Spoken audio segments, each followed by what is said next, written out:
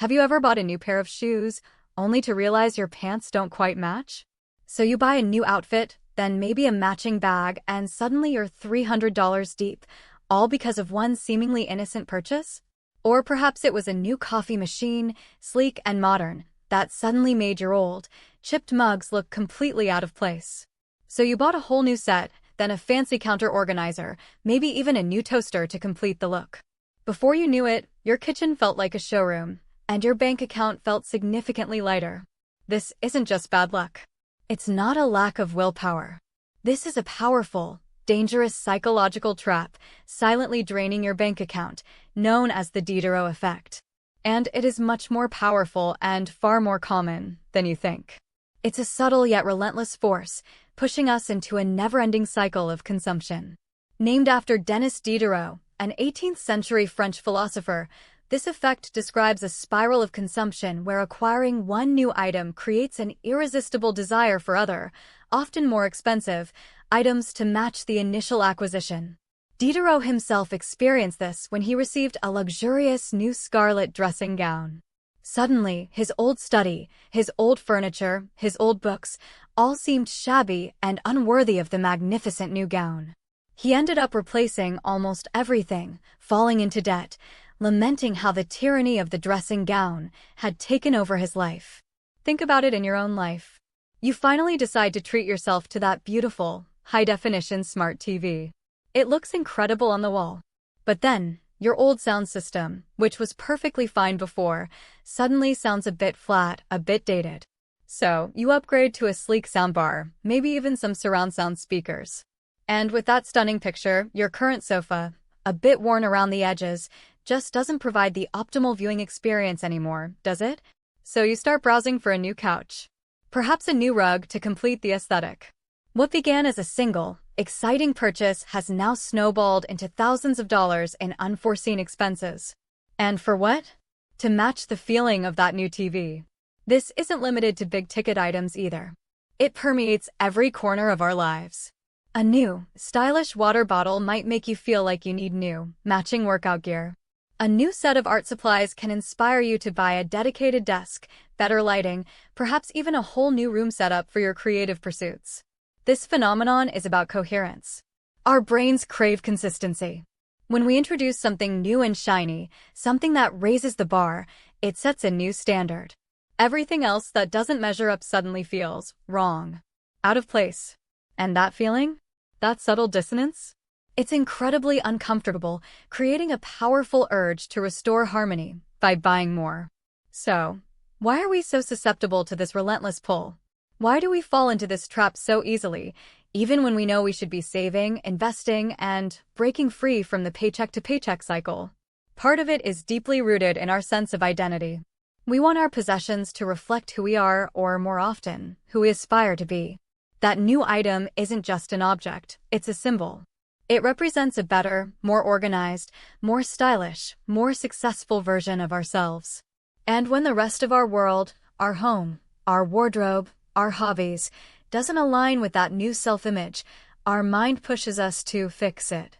We're not just buying things, we're trying to buy into an identity, a lifestyle.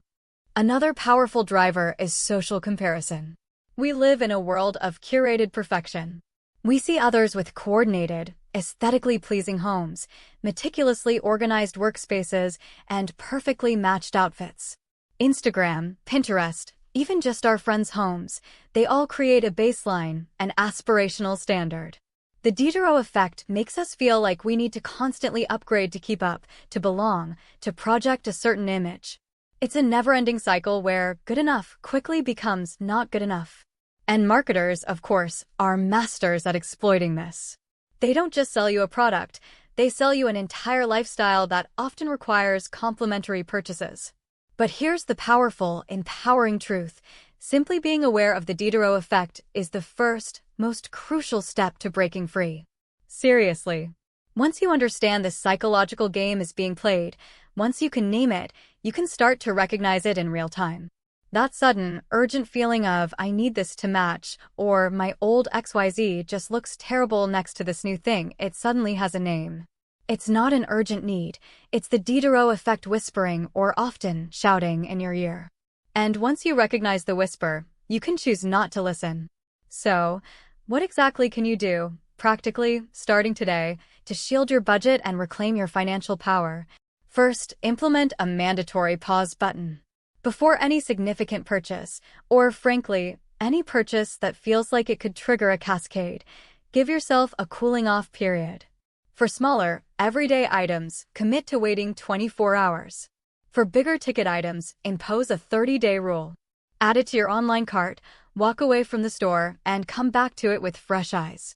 You will be absolutely amazed how often the intense need simply vanishes, replaced by a clear-headed assessment.